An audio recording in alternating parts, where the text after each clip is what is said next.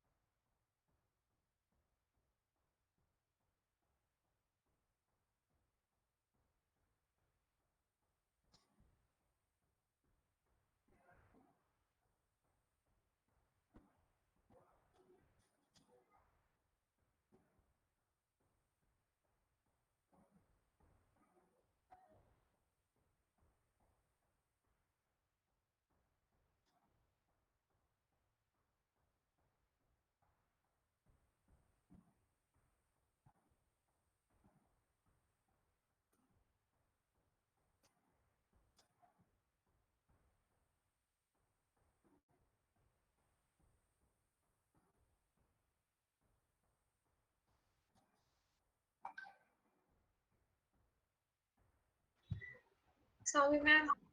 Yeah. Renji. Yeah, you can start the recording.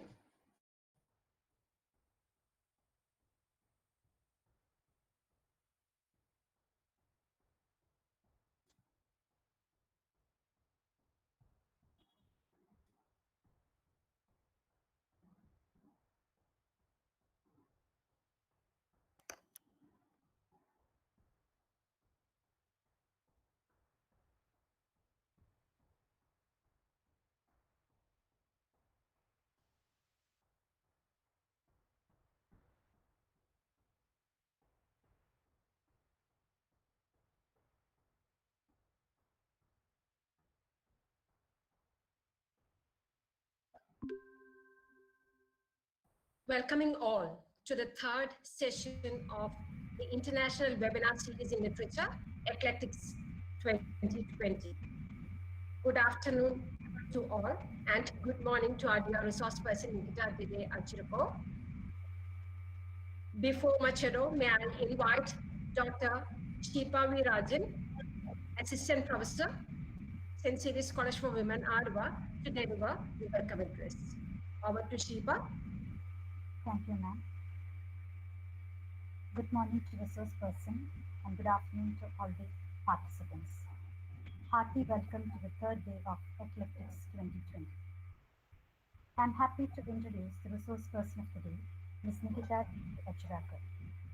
She is a research assistant in literatures in African languages, Bayreuth International Graduate School of African Studies, University of Bayreuth, Germany. I'm currently working on the research project, Poetry as Aesthetic Practice, Form, Experience and Light Words in Verbal Arts in Madagascar and Tanzania. In addition to her academic work, she runs a literary organization called Right Ghana Literary Initiatives that promotes literature in indigenous Canadian languages.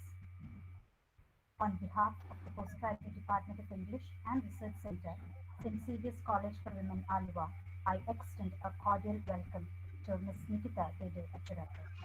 Welcome, ma'am. Thank you. I also extend a warm welcome to my dear colleagues and all the participants to this session on constructing the African city through popular cultural practices. Thank you. Thank you, Dr. Shipa Virajan. And over to you, Nikitta Dede Adjirakor.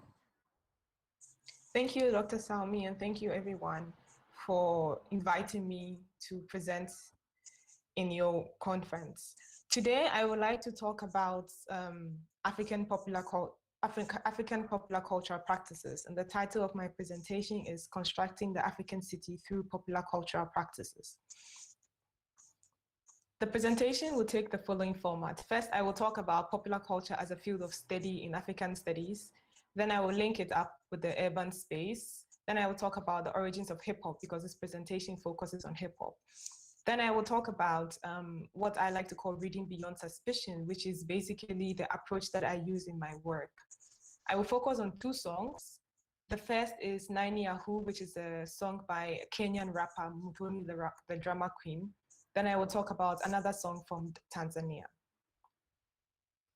So what do I mean by popular culture? As a field of study, popular culture in African studies was really cemented in the 1987 essay by British anthropologist Karen Baba, Popular Art in Africa, where she talks about African studies, including popular culture in the discipline, as a very serious field of study.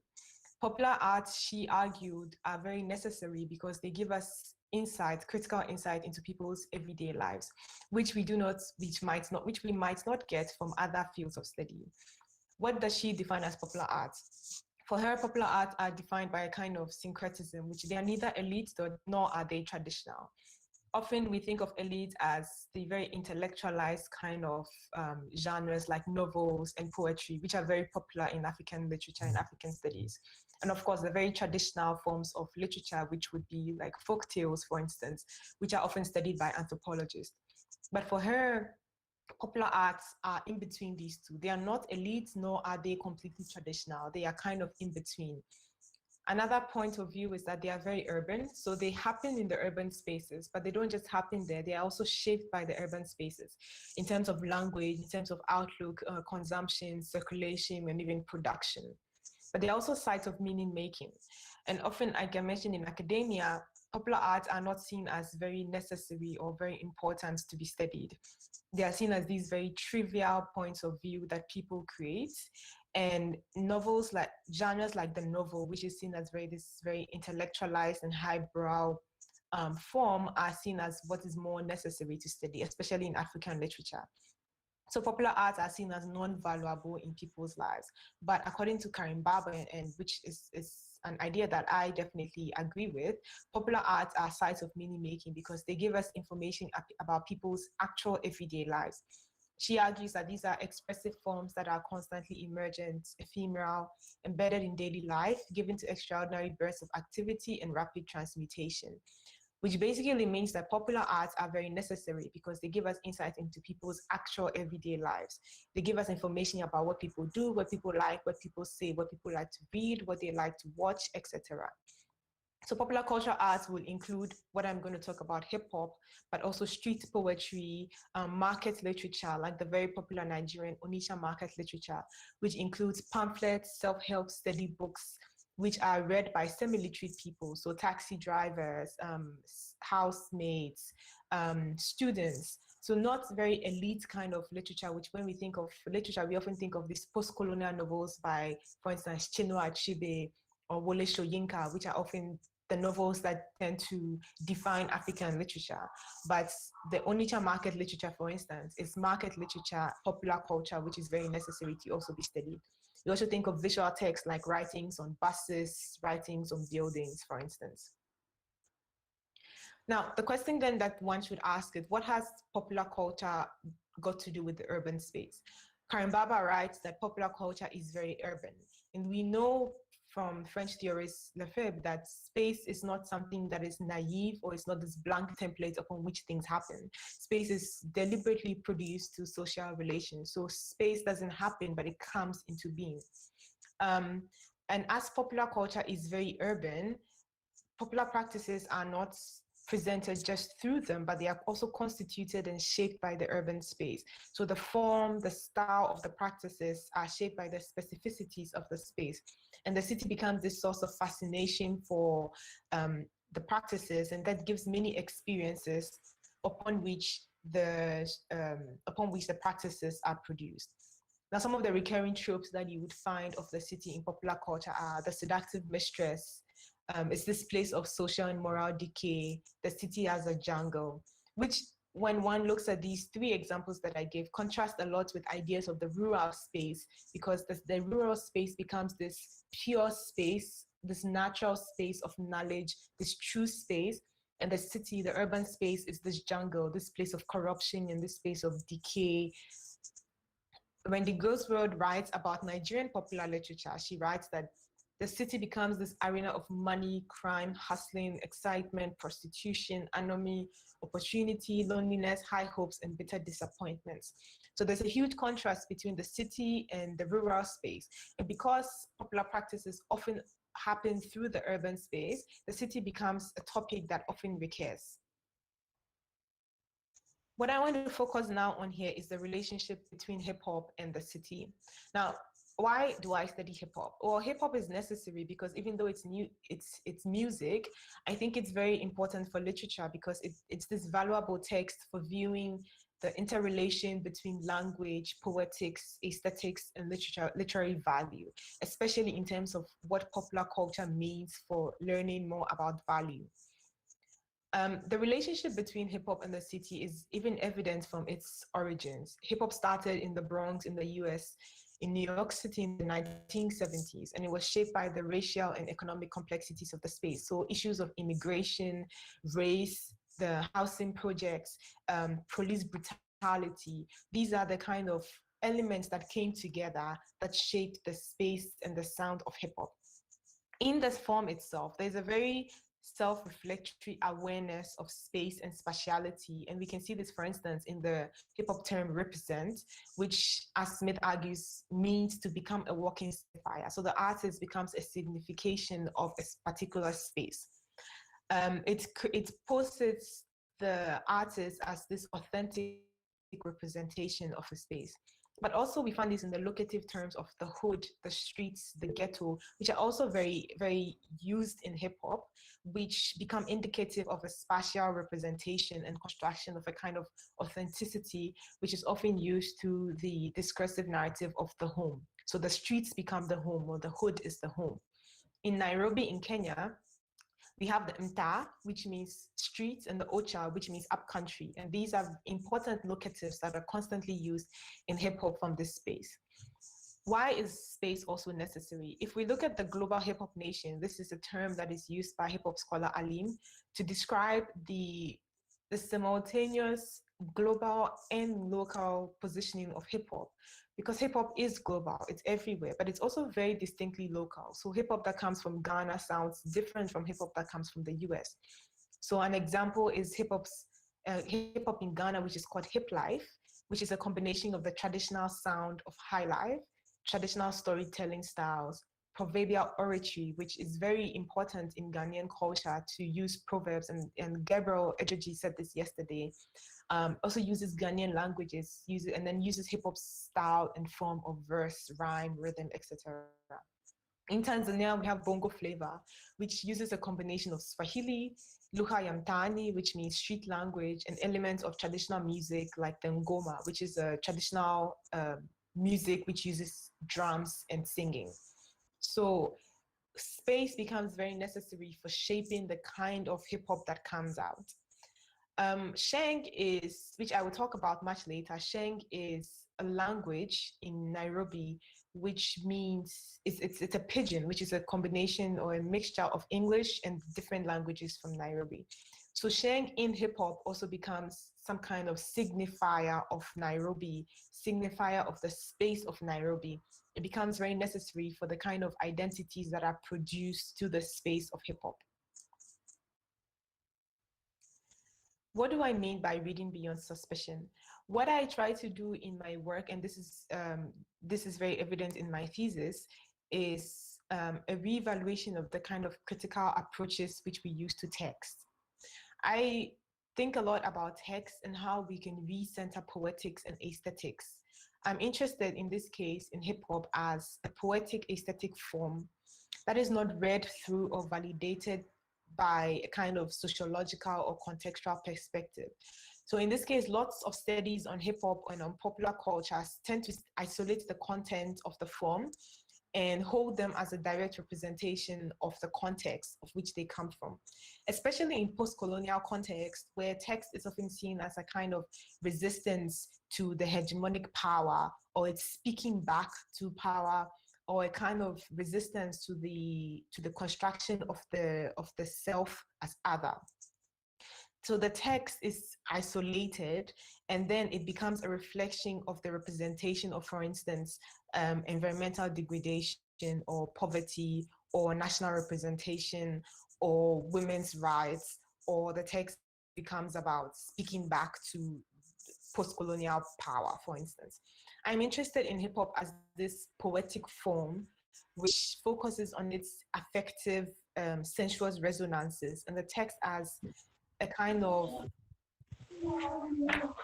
poetic creation in its own right. In this case, I'm asking, how is the urban space constructed in hip hop?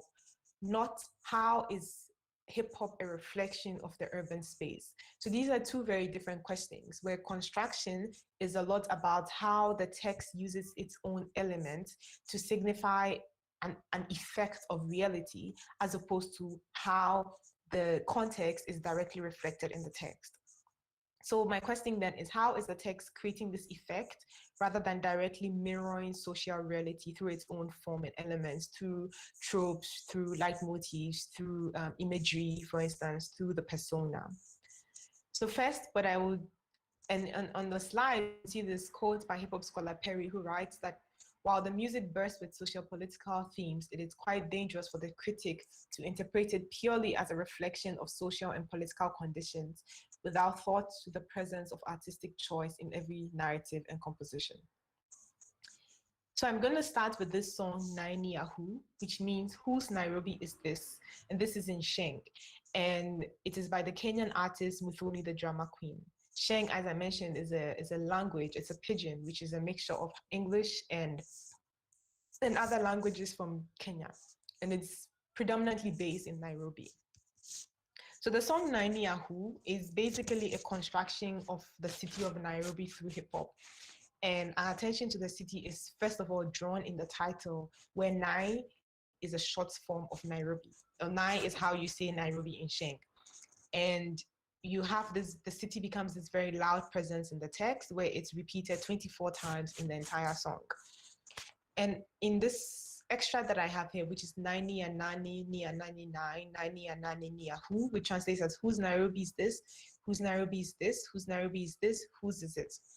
Now, we have a lot of rhyme and a lot of rhythm, which I will not get into, but what is necessary is that the rhyme and the rhythm are feathering and emphasizing the city as this larger than life creature in the text, or larger than life character in the text.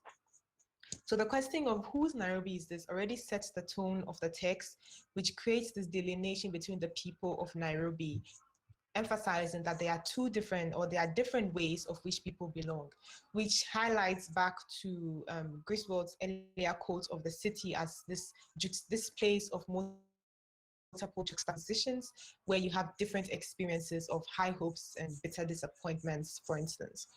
And the city becomes this space of fascination and horror all in one. So it's different experiences in one space. And the question, and that idea is feathered in this question of whose Nairobi is this?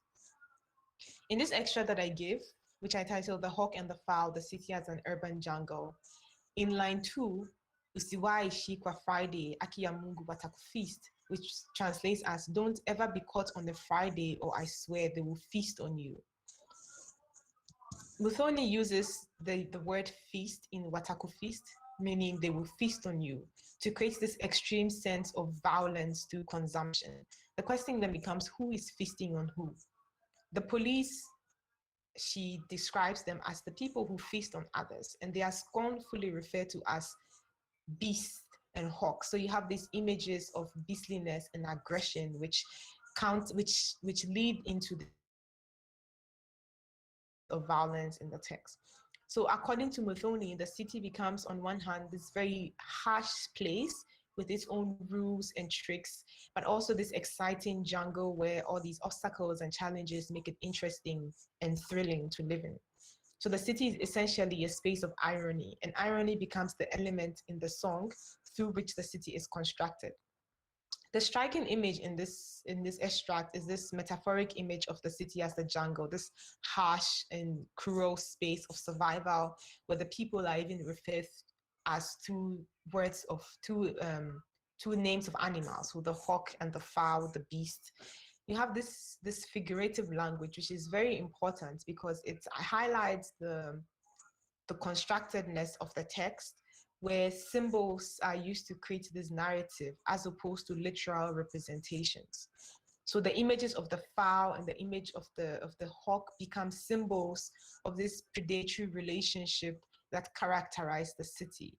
And then we have this visual of eating. So wataku feast, they will feast on you. And even in the image of the hawk and the fowl, where the hawk feasts on the fowl, this visual of eating and consumption is a very recurrent trope in Kenyan popular literature, and it's used to often capture moral decay and corruption. Then also not just in Kenyan literature, but in African literature, feasting and consumption are often used as a figurative way and a metaphoric way to refer to corruption, to refer to decay, to also to refer to car accidents, but also especially to refer to sex, but particularly from the male perspective. So this image of violence, this image of feasting, so violence through feasting, through consumption, is also ironically trivialized in the text and becomes a trivialization of the very power that the police are said to have. If we look at this slide, for instance, they talk about, truly you will know who the overall boss in Nairobi is in line 4. But through exaggeration, as we can even see from the previous slide, Muthoni is ridiculing whoever this overall boss is. So the power of the predators, for instance, is ridiculed in the line 1 and 2, where she says, we umewashi kwa tao na makara wakanju, juu ya kutema mate hapo globe kwa uwanjo.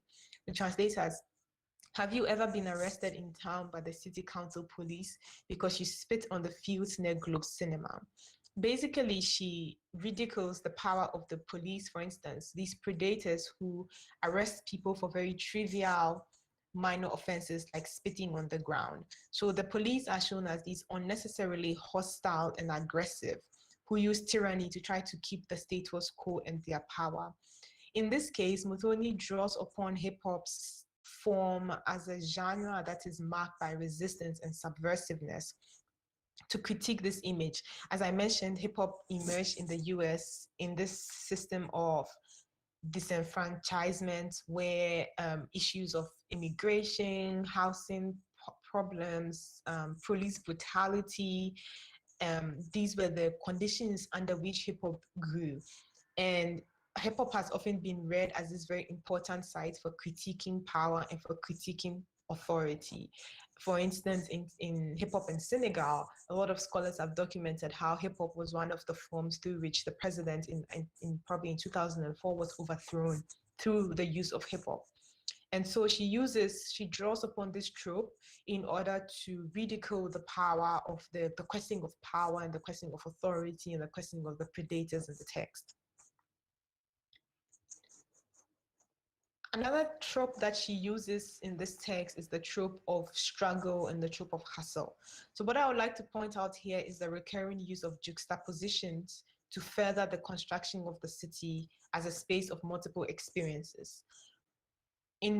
I talked a lot about the spatial configuration of the city in hip hop, where artists represent, in quote, and become sort of significations of an authentic articulation of a space, where struggle becomes some sort of currency in hip hop to posit authenticity.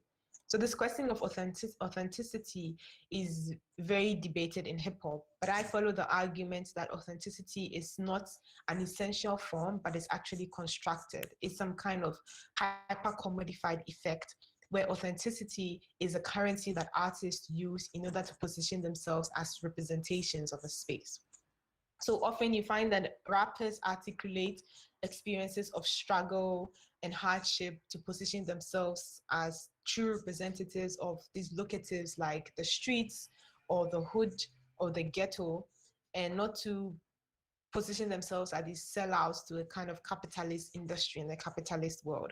So I find this argument of the construction and artifice of authenticity to relate quite well to this talk, because it goes a lot to talk about how much of hip-hop is constructed and how much hip-hop is a construction of elements rather than a mere reflection of a context.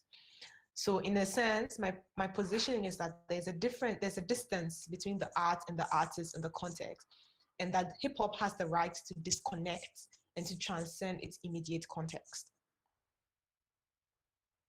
So Muthoni here borrows from this leitmotif of struggle when she talks about the city. So you have the juxtaposition of contrasting images, which are used to further ironically talk about the extreme ends of the city. So in line 1, she provides the answer to her question, which is the titular question of whose Nairobi is this, Naini Yahoo. And in line 1, she says, Wale Wanna Do, which translates as those who are working or those who are doing. So the answer that she gives basically is that the city is for those who are willing to work, those who are willing to engage in toil in order to succeed, which is very different from those who appear to own the city in the previous slide, where it appears that it's the predators, the beast, the police, who are the ones who own the city. But here she argues that it's not them, it's those who are actually working.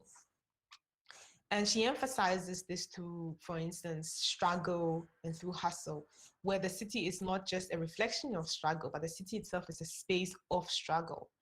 And you find this, for instance, in the irony of the contrasting use of money, where Nairobi in line 6, Nairobi is for those who have money, be it 1 million, 1,000, or 20 shillings. And you have the use of these meager amounts, so the meager amount of 10 shillings, so these huge amounts of millions.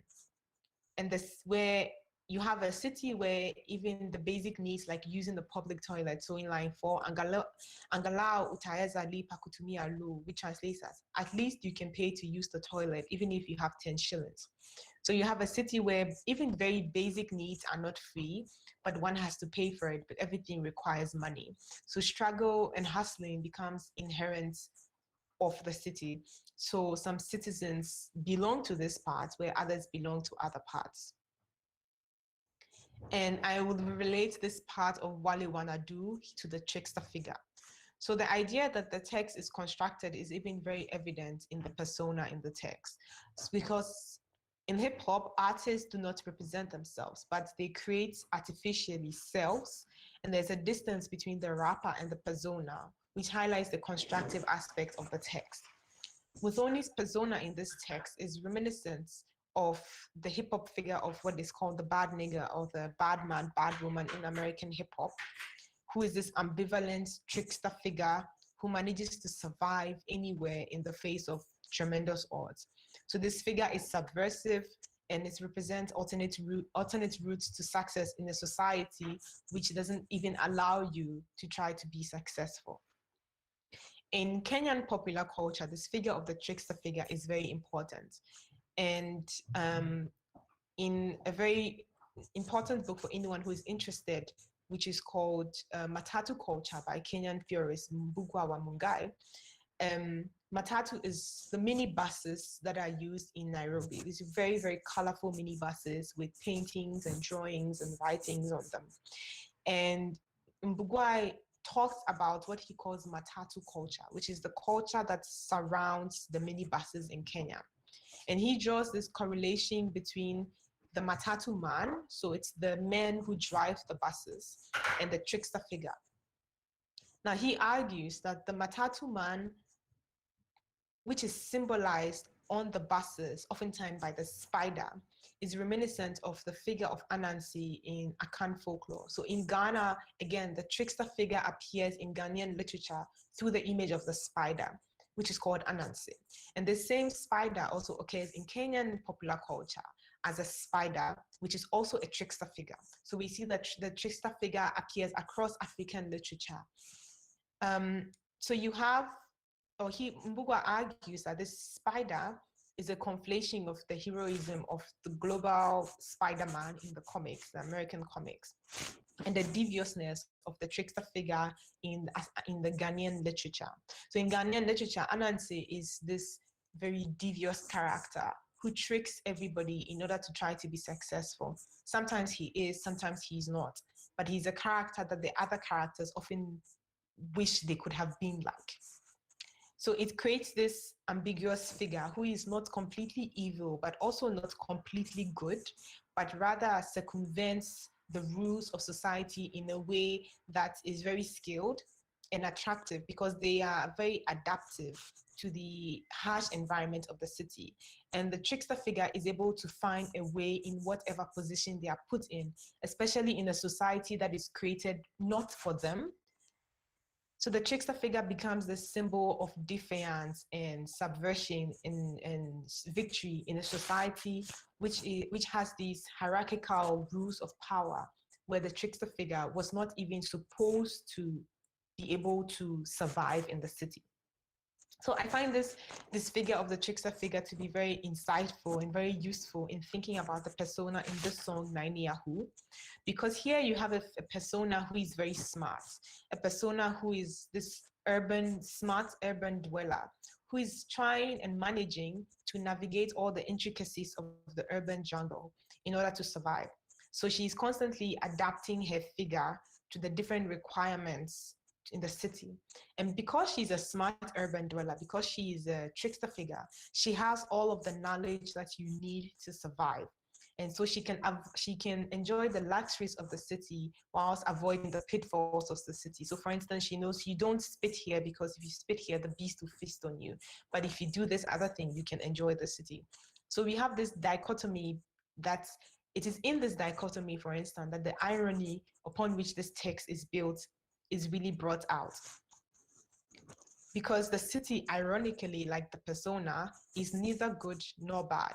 It's just simultaneously, it's corrupting, but it's also celebratory. And one can only survive by adapting. So this relates to the idea of who the overall boss of Nairobi is. It's not the beast, but it's those who are working, those who are doing, those who are adapting in order to survive. So this knowledge of what to do to survive, of what to do to own the city, is very intrinsic to the persona.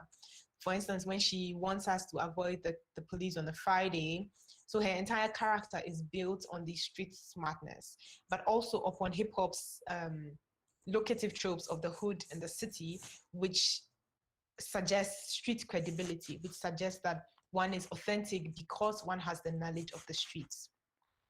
So this figure, this persona, this trickster figure is a metaphor of survival, which also relates a lot to the image of struggle in the city.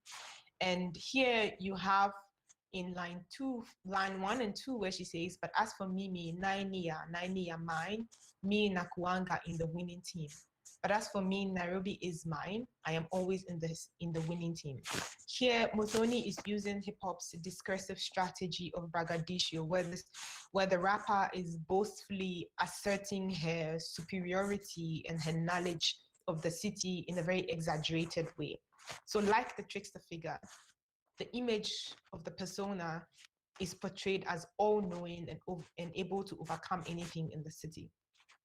So we see this, for instance, in the video of the song, which I will try to show at the end, where you have this very visual image of the persona standing in front of the city, but towering over the entire city, where she's like basically thumping her chest and asserting her victory over the city. But if even further, this image of the trickster figure is brought out through the use of sheng. Sheng, like I said, is a street language. It's a pidgin in Kenya, which started in Nairobi, which is a hybrid of English and the local languages of Kenya. But Sheng is a very street language. It's a street language. And the use of Sheng in this text is validating even further this idea of the street credibility of the artist. Linguistic variables like Sheng, like pidgin, they become a very conscious way for artists to essentially make up their persona, so essentially to pose themselves in a very specific way. As Muthoni is using Sheng, she's consciously stylizing herself through the attitudes that the language emblematically evokes. Because Sheng is an urban youth language, it's a pidgin, but it's often classified as an urban youth language. And its identity is rooted in it as a kind of esoteric code that celebrates exclusion from the mainstream. because it's not a mainstream language.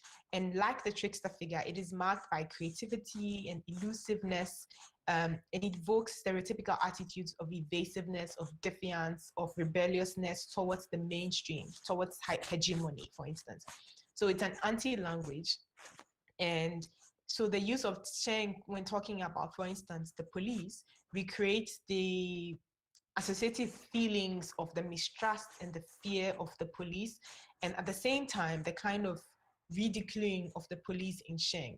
And so her persona is made even more believable through the use of sheng, which evokes the ideas of street credibility that's emblematic with sheng.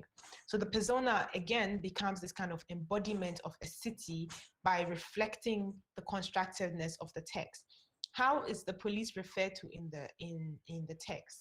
As we can see here in line 1, na makarao wanai mtani huitwa mabis. Makarao is the sheng word for text, for police. Mabist is also the sheng word for police. One of the ways in which sheng is used, or one of the ways in which sheng is very known in Kenya, is the kind of elusiveness that comes with sheng. As a youth language, as this very esoteric code, whenever a word becomes more mainstream, a new word comes up. So mabist used to be the word for the police, and then mabist became mainstream, and so it was changed. The new word came out, makarao. And so as words in sheng become mainstream, as they become popular, they are immediately changed, and immediately a new word comes out in sheng. So sheng itself, one could argue, even behaves like the trickster figure by adapting to the kinds of attitudes and the kinds of things that happen in the city. Now I would add up by talking about this song, Ba Salam, which is by the group Ba Salam. And it is a song from Tanzania. Now, in this text, the construction of identity is linked again to space. And another way in hip hop where spatial identity is talked about is through, in quotes, shouting out, which is essentially a tactic of name calling.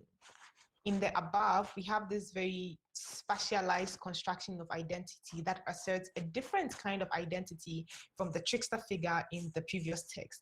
Here we have a very cosmopolitan, translocal, urban, educated youth identity, which is different, like I said, from that of the struggle and the trickster figure of the previous song. So the first line is a very deliberate posturing of a Tanzanian identity. We have the term represent, which I've already talked about as a kind of signifier of authenticity. Here, represent is preceded by 255. 255 is the international dialing code of Tanzania. So you already have a very international outlook that positions them within a very cosmopolitan frame. This boastful assertion of space, of identity, is followed by Ba Salam. Now, Ba Salam is the name of the song, but also the name of the group that sang the song. And Ba Salam relates to the city of Dar es Salaam, where Ba relates here to a verse in hip hop. And it's also a play on the sound of Da in Dar es Salaam. So Ba Salam essentially, according to the artists who make up this group, means hip hop in Dar es Salaam. And that's the name of their group, which is also the name of this song.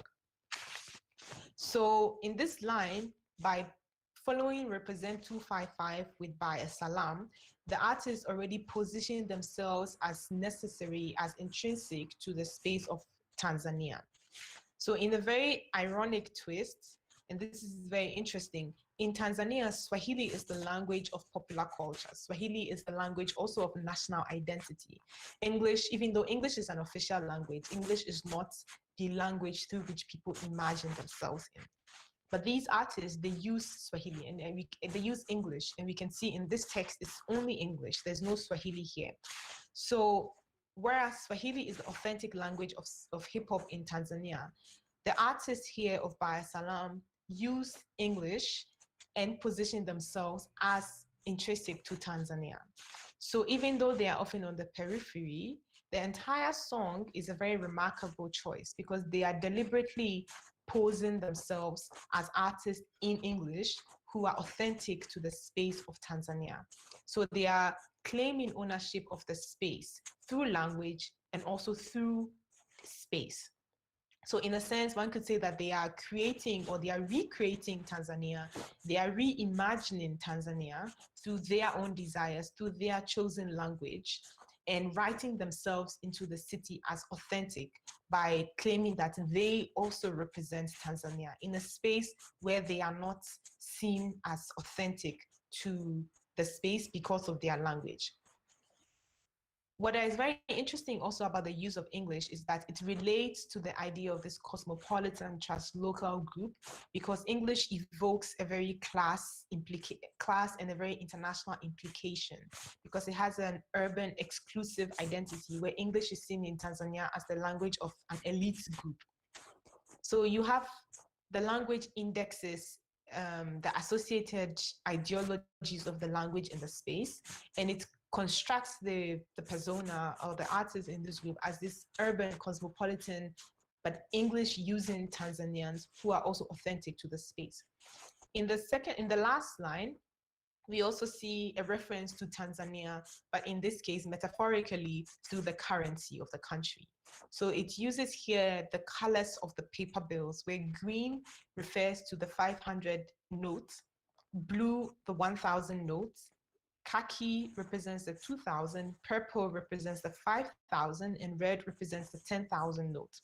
Here, we see this brash assertion of money, which relates to class, which relates to affluence, where income and the associated connotation of freedom become ingrained in the persona. So unlike the trickster figure in the previous song, who is creating opportunity, slyly creating opportunity by adapting to the space, the persona in this one is afforded money, is afforded opportunity, is afforded freedom, all the kind of factors that you need in order to stay live in the city, as says in the third line, the city that stays live. Taken more literally, the word bar in the second line evokes nightlife in Dar es Salaam, a space of pleasure, fun, freedom, money, which puts this as a part of their everyday experience in Dar es Salaam. So here, this persona is asserting ownership to the city, but especially through language, where language is steeped in class, is steeped in affluence, and becomes the persona's way of belonging to the city. Here, there is no struggle, here, there is no hustle, but there's a very cosmopolitan and translocal way of being. Popular culture forms, like all literary texts, emerge as an episteme that provide critical insight into people's everyday lives. And as a form of conclusion, I would like to add that they do not reflect merely an already constituted consciousness, but are characterized by a sense of transcendence, of going beyond immediate realities.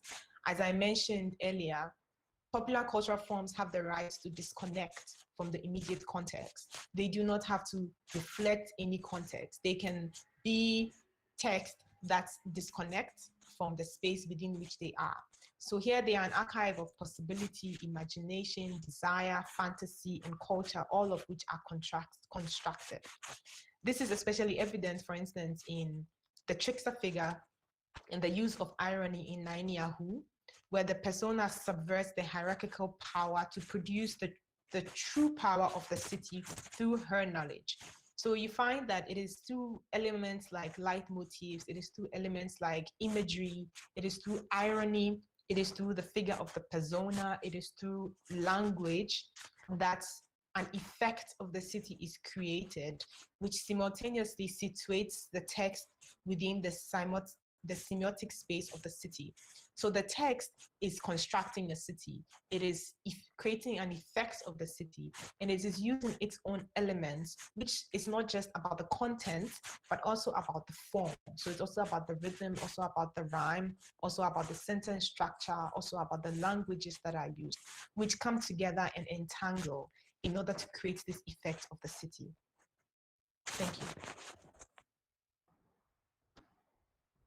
Thank you so much, Ms. Nikitta Dede. We are so fortunate to listen to you. We know that space is always linked to one's identity, and it is linked to the identity of a nation as well. And your talk actually took us into the politics of representation. You also plunged us deep into uh, the modes of resistance that we can see through popular culture. Your concepts like Nine Yahoo, all these things have come home to us. So thank you very much for such a wonderful presentation. May I invite Ms. Camilla Diana to moderate the discussions that would follow now. It was a very informative session, Nikitta ma'am. We have some questions from the participants. The first question is from Dr. Nirmala. Dr. Nirmala wants to know, with the qualities that you mentioned in popular culture, can it be considered an offshoot of modernism? Sorry, could you repeat that? You broke up. Yeah. The question is, with the qualities that you mentioned in popular culture, can it be considered as an offshoot of modernism?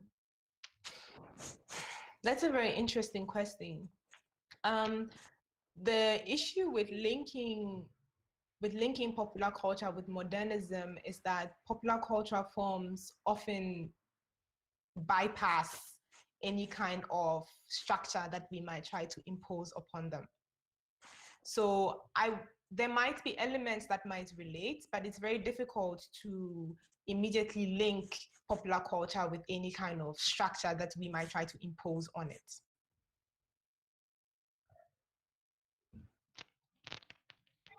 Okay, any more questions from the participants? The participants can pose their queries in the chat box or can directly unmute and speak to the resource person. Nikitta ma'am, there is one more question. Can you please tell about the difference between personification and irony? Yes, so personification is often when personification is when an attribute of a personal nature is given to something that is non-human. So when you give a quality like a quality of a human to something that is non-human, something that is abstract. But irony, in this case, is about using language to signify something that is typically opposite. So it's like sarcasm, but in this case, it's typically not necessarily for a humorous effect.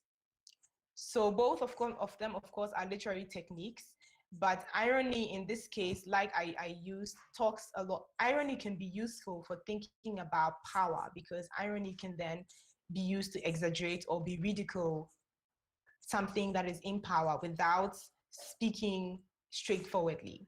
Whereas personification is just about giving a human attributes to something that is not human.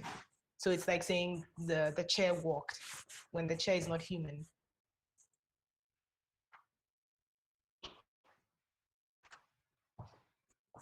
Another question, is hip hop considered a genre of literature in the West? That's a very interesting. Yes, it is. In academia, there is a very sharp distinction because a lot of people would consider hip hop just as music that cannot be in literature because of the sound, whereas others would argue that literature is very useful for hip hop is very useful for thinking about the relation between literary value and cultural value and language, for instance. So in the West, it is often thought about as literature, and a lot of linguists use hip hop to think about how young people create new languages for themselves, in contrast to the mainstream languages. Okay, another question is, ma'am, do you see popular culture as a form of post-colonial resistance, as you have told about street credibility? Yes, I definitely think that popular culture is a form of post-colonial resistance.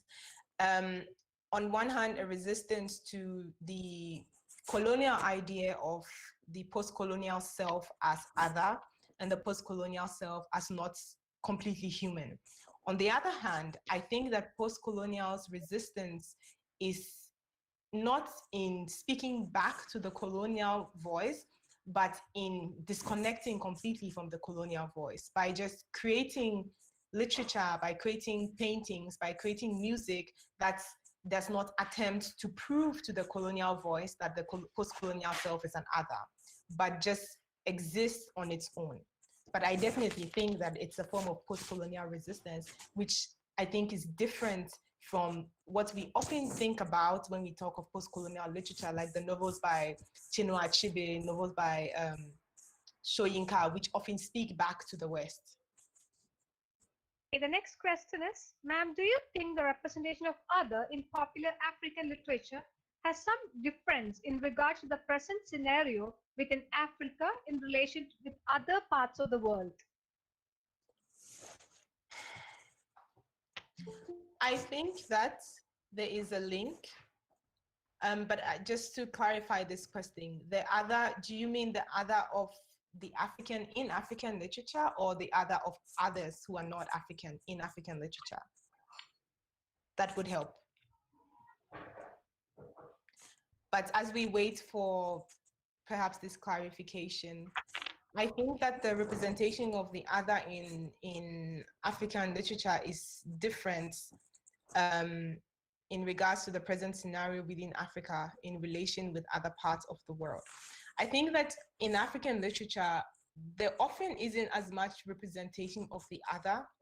Now there are a lot of texts that are coming out that look at how, for instance, other post-colonial selves are in relation to Africa in African literature, which is not something that we used to have quite a lot. So I have a friend who looks at the representation of Asia in Kenyan literature, which looks at the Indian Ocean, the links between the Indian Ocean without referring even to the West at all. So how is the Asia depicted in African, in Kenyan literature, without looking at how the West even relates to this?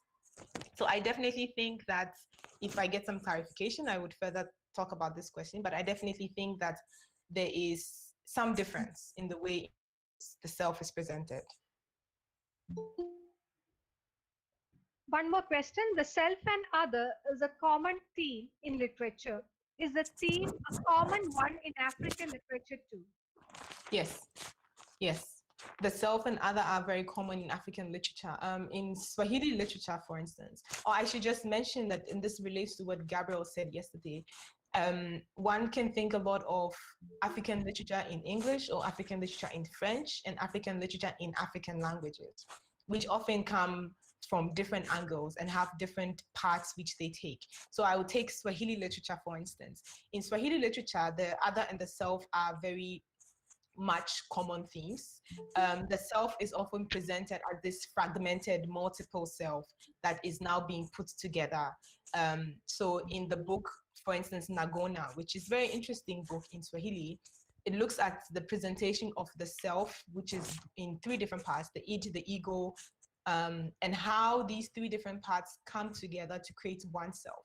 But the self is presented as this fragmented, multiple self, which can never be one, because the very idea of the self is multiple. So yes, the self and the other are very common themes in African literature. Okay. What is your viewpoint on impacts of transnationalism? Yes, I'm laughing because this is a debate that I'm currently having with my colleagues on transnationalism. So my work, my thesis looked at popular culture in Tanzania and the value of popular culture in people's lives. But my work looked at it from a very transnational point of view, where I argue that we cannot keep thinking about national representations at this time, because the world is simultaneously global and local, but the transnationalism helps us more in thinking about how popular culture and how literature and other forms travel into different parts. I think that transnationalism is useful for thinking about how the world is simultaneously global and local, so how the world is glocal, and coming from a very Swahili, Tanzania, East African perspective, where the national has been a source of debate for such a long time in relation to post-colonial literature, where the national becomes the frame of being. It's one language, one people, one ethnic group, which is the way in which the country has tried to go, of Tanzania, for instance, has tried to go in order to create one country. The national has been the frame for such a long time that it's very difficult to even add the trans to look at how things go beyond the national. I think that yes, ma'am. I think that transnationalism is a very useful thing to think about now in African literature, but as to how far that will go, that's a very interesting, different question. Okay, Nikitta ma'am, we will move on to the last question. How can we relate popular culture to our contemporary time period? Popular culture is useful for thinking about how people actually live and how people actually create and how people actually exist. And I use the word actually because popular culture comes from the people, as opposed to other literature that come from, for instance, from the elites, or that are created by maybe the government that come down. Popular culture are forms that are created by people in response to the world in which they live in. So the writings on buses, the music, the street poetry, the market literature, these are created by the masses. And popular culture helps us to know how the masses are living in response, are reacting and are acting in the times in which they live. So how are people actually living, and what is the value that these popular cultural practices have in their lives? I think this is useful for us in thinking not just about popular culture as literature, but as forms that can help us in terms of education, in terms of even economics. How do we create policy that helps people? It's by looking at what people actually find useful in their lives, what people think is valuable. Nikitta ma'am, we have got some more questions. Ma'am, are you aware of the Dalit writings in India? No, unfortunately, no, I'm not very. Okay, ma'am, we have some question from YouTube channel. The question is, what is the status of Indian writing in English in African continent? That's a good question. I cannot really answer this question because I am not very knowledgeable about this. Perhaps I can link Dr. Salmi up with a friend of mine who works about Asian literature. I think she would be the one who would have more information about this, but I am currently not really aware of much of this. In Swahili literature, we think a lot about how Asia links up with Africa through the Indian coast without the West, and how texts from Africa have traveled through the coasts. So I have a friend who looked at how the story of Joseph has been translated into different countries across the Indian Ocean, and how these stories then create a kind of link between the coast that excludes the West. So, but when it comes to specifics in this context, I am not very knowledgeable about this. Thank you, Nikitta ma'am, for answering all the questions from the participants.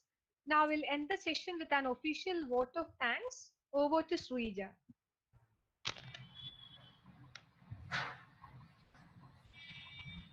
Good evening, everyone. It's indeed a great honor. At the outset itself, let me thank our principal of St. Xavier's College, Dr. Sister Dede Xavier, who's very instrumental in the success of all our activities. Thank you very much, sister. It's indeed gratifying to be able to thank to the speaker at the end of a highly stimulating lecture. Thank you, Ms. Nikitta Dede Adjirakor, for that very enriching discussion on African popular culture and the construction of the African city through these. I'm sure the takeaway for all the listeners is quite precious. Thank you very much. The webinar would be incomplete without the active participation of the audience. Thank you, dear listeners, for making this event more meaningful with your presence. Thank you. Finally, I cannot thank enough the organizers of this webinar, Dr. Saumi Mary M., Ms. Shruti Francis, and the whole team Electra for the wonderful coordination and execution of this event. Thank you, and thank you all. Thank you. Thank you, Ms. Rija, and thank you, Nikitta Adjirakor. Your presentation was really enriching, and equally was your interactive session. So thank you so much from St. Xavier's College for Women, Aluva. Thank you for inviting me. Yeah. Thank you. And dear participants, may I remind you that tomorrow the session will start at 4:30 p.m. Thank you all.